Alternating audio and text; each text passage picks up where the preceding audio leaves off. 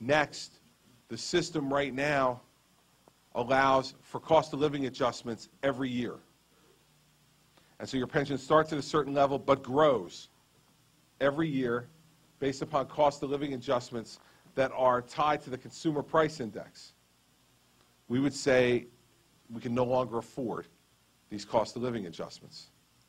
And we would suspend under this program the cost of living adjustments. Your pension is what it is, and it is what you receive. And we could not any longer go ahead and do cost of living adjustments. Finally, in addition to us making our payments, and I signed a piece of legislation that reformed pensions and benefits for new employees this past March. So those are in effect now for anyone who was hired from May of this year forward into any public employment. One of the things that we said in there was we got to start making our payment. And this year we're scheduled to make a $512 million payment in fiscal year 12 towards the pension system, and I have every intention of making that payment. But we need to do some other things to make it fair on the side of the state as well. Right now, in our pension fund, we assume an 8.25% rate of return on our investment. Yeah, I hear the chuckling. Doesn't make sense. Now, last year, we happened to get a 14% rate of return. But the year before that, we lost 14%. So the variability over time makes 8.25% much too aggressive a target. And we would lower that down to 7.5%, which historically, over a long sweep of time, which is what you're looking for in pension calculation, a 20 to 30 year, as long as it takes you to earn it, what is the average over that time? 7.5% is a much less aggressive, more realistic approach to take. Now, in the short run, what that means is that'll mean the state has to put more money in. But candidly, we have to be honest about this. If we're asking everybody to make sacrifice, we have to be honest about it too. And we have to make sure we calculate that liability in a way that comports to reality, so everybody knows what we're talking about and we're comparing apples to apples. And while it means that we will have to pay more at the state side than we would have otherwise, it's just fair, and it makes sense not to assume a rate of return that you're not going to be able to get. Now, we also, in our proposal, recognize and now need to change the significant abuse that's going on in accidental disability pensions in the state. And these issues were raised to me by police officers and the leaders of their union who are now concerned that particularly in the uniform services that we're starting to see some fraud and abuse of the disability system. I think all of us recognize and understand that if a police officer or firefighter in particular were injured in the line of duty so significantly they can no longer perform their duties, that they should be able to collect their pension. They put their lives on the line for us every day, and that's a covenant that we make with them. We do not make a covenant with them to cheat us. In fact, most police officers you talk to will say to you that it offends them when they see colleagues of theirs who they believe are gaming the system, because these men and women are all about upholding the law. And so we have in this package significant reforms regarding disabilities and having a higher test to make sure that these disability pensions are not being abused the way they are now. And I believe that could save us hundreds of millions of dollars over the course of time, given the reports of abuse that we now have. So let's be clear. None of these proposals are going to be popular. But what they do is take a system that's headed towards from a $46 billion to $85 billion to $181 billion problem, from a $46 billion problem back down to having that fund funded at 90% of the value it needs to fund all the pensions that are out there. Right now, we're averaging at about 64% of all the money we'll need to fund it. And it does that within a 15 to 30 year period of time. So we bring it back gradually, we bring it back as we need it, and we bring it back as the population who's going to collect it ages. So it doesn't put an overly undue burden on the taxpayers, but it moves us steadily towards solvency. Because in the end, I've had any number of public employees. I went over to a cabinet meeting today that we had at the Department of Health and Senior Services. And there was an employee of that department standing outside when I walked up to the building. And he said, "Save our pension." He said it in kind of a nasty way. And I interpreted that what he meant was not save our pension. He meant don't touch our pension. Those are two very different things. And what I say to public employees now, what I said to them before, is for some of you, when you hear these changes, you're not going to like me very much for telling you these hard truths and having to make these changes. But in 10 years, you're going to be loving me. In 10 years, you're going to look on the internet for my home address and send me a thank you note because your pension's going to be there. And if we continue on the path that other people who've been in my job have followed, of both parties, where we whistle a happy tune, we tell you, don't worry, everything's going to be okay, the stock market will come back and it'll fix our problems, we are going to be insolvent. And those folks who are counting on that pension to support them in their retirement years are going to be broke too. And the ramifications that will have for New Jersey as a society are unthinkable. And so we need to step up to the plate now collectively as a society and fix this problem. And if we don't, we will careen and land in disaster. You know, I've said to folks that I often feel like in the stuff I've had to deal with in the first 8 months as governor, this included, like the guy who got an invitation to a party, and my invitation said the party started at 8 o'clock. So I get to the party around 8:30, you know, fashionably late. And I walk in, and everybody's passed out on the floor. There's empties everywhere. And the party's over. And I got two choices. You know, either leave or clean up. Well, I'm not leaving.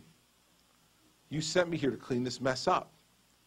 And while it isn't pleasant sometimes, I am not under the illusion that for those of you in this room who voted for me last November, and for those of you who didn't, but who now support me, I don't think you sent me to Trenton to run a charm school. And I don't think I've disappointed you in that regard over the first 8 months. I think you sent me there to clean up the mess that you all saw was happening, to end the endless tax increases, to put a stop to the waste of public money, and to do what I think we're obligated to do with each other in a democracy, which is to treat each other like adults and tell each other the truth. Easiest thing in the world would be for me to tell you I have some magic wand, some secret plan that's going to be able to fix this without any pain to anyone, and we're going to find someone else, you know, that guy over there, who's going to pay for it. We've done that already, haven't we? We've heard that garbage from people in public office before.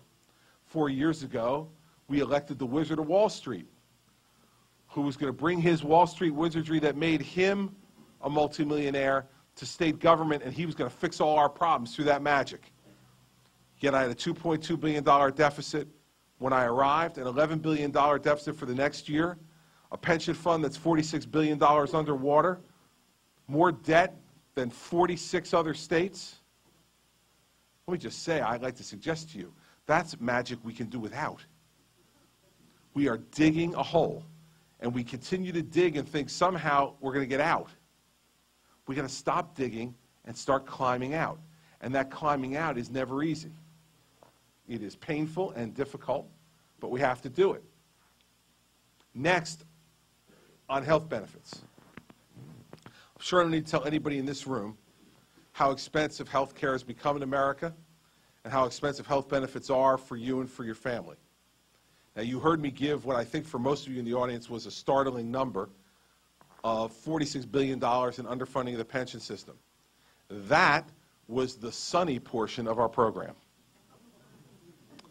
The current state health benefit system is $67 billion underfunded. $67 billion underfunded. New Jersey spends $4.3 billion every year on public employee and retiree health care costs. People who have retired from government service and current employees. Now, how do other governments deal with health care? The federal government takes care of, for its employees, 66% of the total cost of their health care. The employee, as a result, picks up 34%.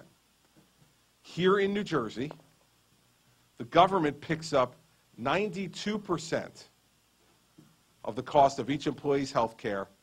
The employee pays and is responsible for 8% of the total cost. That includes co-pays and all the rest of that, a total of 8%. I don't think it takes a Wharton Business School graduate to understand, and I'm not, to understand that this makes no sense and is unsustainable going forward. So here's what we're suggesting we do. That over the course of the next 4 years, we transition from the current system, which is that there are many public employees, including an overwhelming majority of teachers, who pay nothing for their health insurance. I don't know if you know that. Zero for their health insurance. And that health insurance begins on the day they're employed for them and their family and continues until the day they die. This year alone, the state of New Jersey is spending $850 million on just retiree health benefits. $850 million on just retiree health benefits. For the most of the rest of public employees, they pay a minimum of 1.5% of their salary towards their health insurance. Now, for the average teacher who makes $55,000 a year, that would be $750 for full family medical coverage with with teachers with $10 deductibles. Imagine that. So we need to move beyond that system because it is unaffordable. So here's what we want to do over the next 4 years, is transition from a system where you're paying 1.5% of salary, and by the way, only 2 other states in the country allow their employees to pay a percentage of salary to pay for their health benefits. Pennsylvania, which pays double that, 3%, and Kansas, that pays a floating amount. They change it every year. 47 other states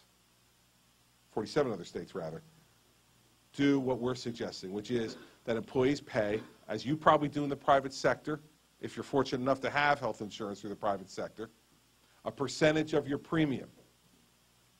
We would say over the next 4 years to transition to a plan where the state picks up 70% of that cost and the employee picks up 30% of that cost. Why is it important, in my view, to have premium sharing rather than doing it through salary payout? Well, first of all, salaries aren't rising nearly as quickly as health insurance premiums. So you can figure out if it's 1.5% of salary and your salary has a 3% increase, but health care premiums go up 15%, the government's losing every year. Secondly, let me tell you what my experience was when I became a state employee. I became a state employee this January. And in the transition office, someone from the benefits office came over to sit with me to help walk me through my benefits. And so the woman sat down and she said, okay, Governor-elect, this is the way it works. She said, we have 3 health insurance plans that the state of New Jersey offers. But really, it's only one. Because everybody picks this one here, the Horizon Blue Cross Blue Shield plan, because it's the best one. And I said, well, why wouldn't they pick one of the others? They go, well, you pay 1.5% of your salary no matter what. So why would you pick a worse plan that was going to cost you the same amount as the best plan? I'm like, hey, I'm not the smartest guy in the world, but I didn't figure that one out. I'll take the best plan. Thank you very much.